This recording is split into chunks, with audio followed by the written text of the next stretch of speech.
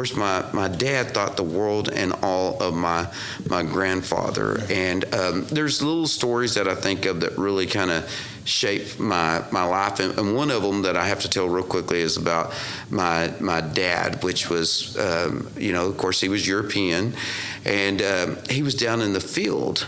And he got the pickup stuck, and my grandfather was with him. And my dad tells this story. Of course, my dad's passed now, but back then he did. And so he would, just shove the pickup up into reverse, spin backwards, shove it and drive, spin forward, all those things. And finally he just got out, slammed the door, and he said, well, I'm going up to the house, which is probably maybe a mile away. He said, I'm going to go get the tractor, come back to pull it out. Well, when he came back, my grandfather had gotten the pickup unstuck. He had stuck some limbs underneath the tires, and it just rolled out. And my dad was like, what in the world? Did you not tell me that you could get this pickup unstuck? My grandpa said, you never asked. Yeah. And my grandfather was the full-blood Choctaw, never said very few words, but was so wise that I just loved and cherished him. But going back to the time when we moved back down there, and then my dad was working at for the Clayton law enforcement, and he ended up having a wreck that paralyzed him from the chest down. And so he was in the hospital. My mother was still struggling with the divorce in Wichita, Kansas, which left kind of Joe, which was 18 at that time, and then I was 14 at that time, to kind of live by ourselves. And he ended up committing suicide. And so I don't tell that story. It's a very emotional story to me, but I tell that story because it's what shaped my life. And the reason why I say that, because from that point on, for about 6 months when I was 14, I lived by myself. And so if it wouldn't have been for my family, and then later on, I met my wife. I was 15. She was 16. We're still married today. Been married 35 years, but she always says that really we've been together 40 years because we dated 5 years before we got married. Yeah. And then when I was a senior, and so after living by myself for a period of time without food, I did have running water because it was on a well, but it was cold water and all those things. And so I feel like I can relate. I have a whole lot of empathy for people that goes through, because, a lot of times people think, well, why did they put themselves in those situations? Well, a lot of times you get put in situations that you don't understand why, and you don't know why they happen.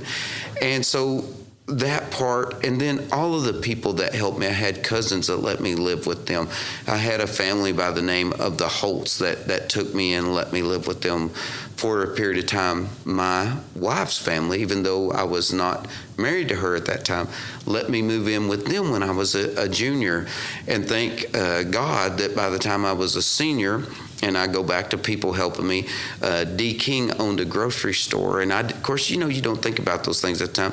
He was a Choctaw. He allowed me to work in his store in the mornings. Yeah. I'd go to school, work after school, and I was able to get my own apartment and live by myself and do all those things.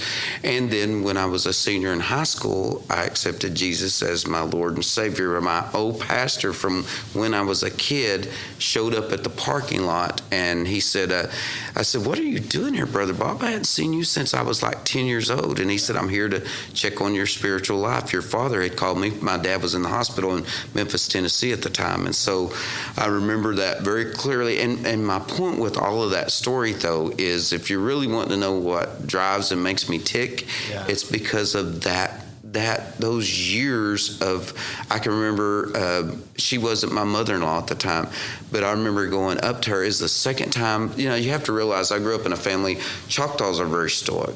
We don't really say a whole lot. I'm probably the abnormal part of that. That's the opposite of who you are, right?